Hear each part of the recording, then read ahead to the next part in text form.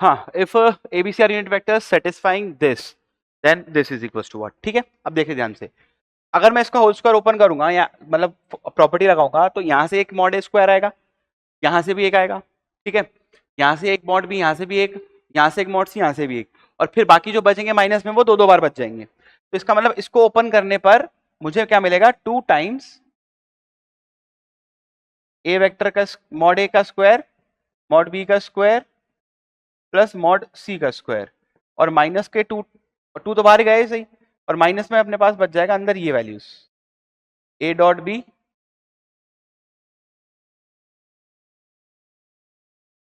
Plus B dot C plus C dot A. ठीक है, हाँ, और ये एक और ब्रैकेट बंद, और ये मुझे दिया हुआ है 9।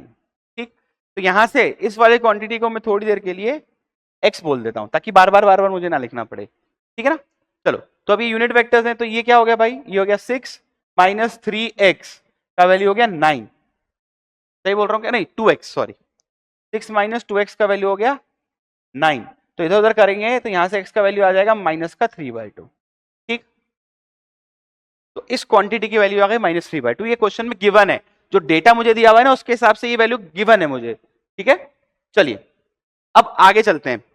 अब मुझे ये बताया कि भाई किसी भी 3 मॉड के वेक्टर्स के सम के लिए मान लीजिए ये कुछ सम दिया हुआ है, तो ये तो मतलब ट्रू होगा ही सही हमेशा, तो अगर ये ट्रू है तो ये भी ट्रू है। ठीक है, तो अब देखिए इसको अगर मैं ओपन करूंगा तो यहां से मुझे क्या मिलेगा, मॉड ए का स्क्वायर प्लस मॉड बी का स्क्वायर प्लस मॉड सी का स्क्वायर, ठीक है, प्लस 2 टाइम्स वही क्या मिलता है, A dot B, B dot C, यही वाली क्वांटिटी जिसको एक्स में ऑलरेडी मान चुका हूं, यहां पे मैं एक्स लिख देता हूं। ठीक, और ये ग्रेटर देन इक्वल टू 0 होगी, तो यहां से x क्या आया, greater than equal to minus का 3/2। ठीक, ये चीज है, मुझे मतलब मुझे ये एज अ रिजल्ट याद है यार, मैंने ये निकाल लिया, और ये क्वेश्चन में गिवन है, इसका मतलब इक्वलिटी होल्ड हो गई है, और इक्वलिटी अगर यहां पे होल्ड हो गई इसका मतलब यहां पर भी होल्ड हो रही है। तो इस केस में मुझे क्या पता चला कि भाई यहां से जो फाइनली जो मैं रिजल्ट निकालूंगा वो क्या रिजल्ट निकालूंगा, ये वाला, कि जो हमारा a प्लस बी प्लस सी है फाइनली वो नल है, ये रिजल्ट निकल पाएगा हमारा। ठीक, तो इसका मतलब a का वैल्यू जो है वो है माइनस ऑफ बी प्लस सी, या इसको ऐसे लिखते हैं, हाँ, अभी सेंस बनाएगा ये।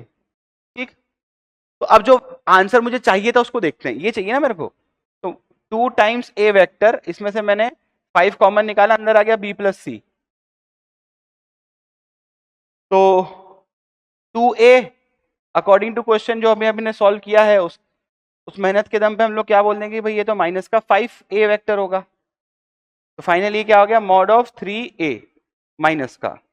ठीक, तो ये तो 3 आ जाएगा क्योंकि मॉड ए तो 1 ही है, तो हमारा आंसर क्या आ गया, 3। ठीक है, आई थिंक डिस्कशन हो गया है, चलिए मिलेंगे नेक्स्ट टीपीपी के साथ, थैंक यू।